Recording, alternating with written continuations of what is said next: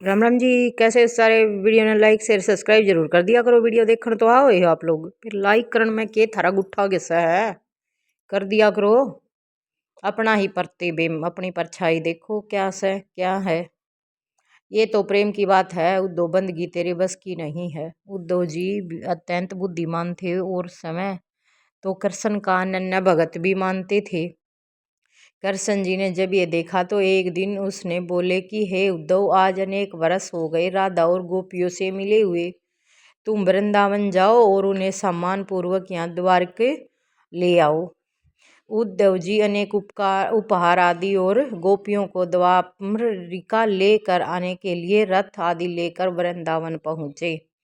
जब उन्होंने सबको बताया कि श्री कृष्ण आप सभी को बुला रहे हैं तो सभी गोपियाँ और राधा जी हंस पड़ी।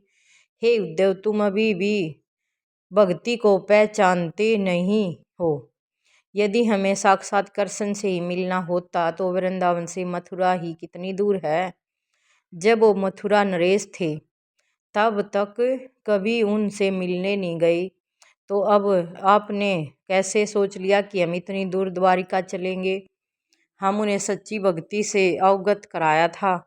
उद्धव, आज आपको भी बताते हैं, ध्यान से सुनो। कृष्ण आत्मा हो कर हम सभी के भीतर व्याप्त है। जब वे सभी में है तो हम भी कृष्ण को ही सभी में देखते हैं। अपने पति में भी उसे ही देखते हैं और अटखेलियां करते हुए अपने बच्चे में भी उन्हें ही देखते हैं। यहाँ तक कि प्रत्येक गाय को भी श्री कृष्ण की गाय मानते हुए सेवा करते हैं। और तो और हमारे लिए आप आए तो हम आप में भी उन्हें ही देख रहे हैं। ये इतनी छवि हो जा है किसी चीज की कि वो सब क्या में दिखण लाग जा है।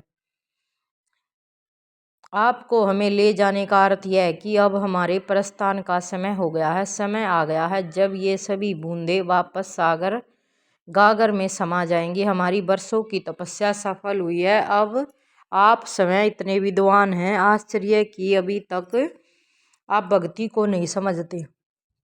इसके बाद सभी गोपियां ध्यान मगन हो गई और प्रकाश पुंज बनकर ब्रह्मा आनंद से प्रकट हुई, अर्थात मोक्ष को प्राप्त हो गई। ये सब सुनकर देखकर उद्धव जी को भक्ति के सत्य स्वरूप की पहचान हुई और वे समझ गए कि ध्यान मात्र से अपने मोक्ष की प्राप्ति की जा सकती है। फिर भी वे वैराग्य अपनाते हुए तपस्या के लिए हिमालय चले गए। इसके बाद उद्धव जी ने घन घोर तपस्या की और एक दिन उन्हें कृष्ण जी ने दर्शन दे दिए। तपस्या इतनी कर दी कि कृष्ण ने देखण खातर दिन रात लाग्या रहा। फिर भगवान कृष्ण ने भी भाई देखो देने पड़े हैं दर्शन। तो कृष्ण श्वेत वस्त्र धारण किए हुए था। उद्धव जी बोले, ये कैसा स्वरूप है प्रभु, मैं तो आपके द्वारिकाधीश वाले स्वरूप का ध्यान कर रहा था। कृष्ण हंसते हुए बोले, बड़ी देर से ध्यान मगन बैठे थे। उद्धव जा रहा था, स्नान कर लो, फिर आराम से बातें करेंगे। उद्धव नदी के समीप गए तो पानी में द्वारिकाधीश का स्वरूप देखकर चौंक गए, जो कि उनका अपना ही प्रतिबिंब था। चौंक कर पलटे तो देखा श्वेत वस्त्रधारी कृष्ण भी वहां नहीं थे। वे स्वयं ही कृष्ण हो चुके थे। ये है ध्यान की महिमा। आप जिसका ध्यान करते हो उसी के जैसे बन जाते हो। ईब हमको ये सही बात है ना। ईब हमें अगर गंदे वाल आदमियों के बारे में सोचांगे, चोर डाकुआ के बारे में, तो हमने सपने में वही दिखेंगे। अगर हम भगवान देवी देवता के बारे में सोचेंगे तो हमने वही दिखेंगे, है ना। तो ऐसा ही होता है भैया, बिल्कुल टेंशन ना लिया करो, अच्छा अच्छा सोचा करो, अच्छा अच्छा लाइफ में करा करो। कहते हैं बद्रीनाथ में बिल्कुल एक जैसी दो मूर्तियां स्थापित हैं, एक कृष्ण जी की और दूसरी उद्धव जी की, जो कृष्ण हो गए थे।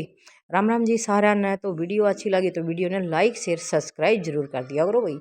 बड़ी मेहनत से वीडियो बनाती हूँ आप लोगों के लिए और आप लोग लाइक भी नहीं करते। आए रब्बा।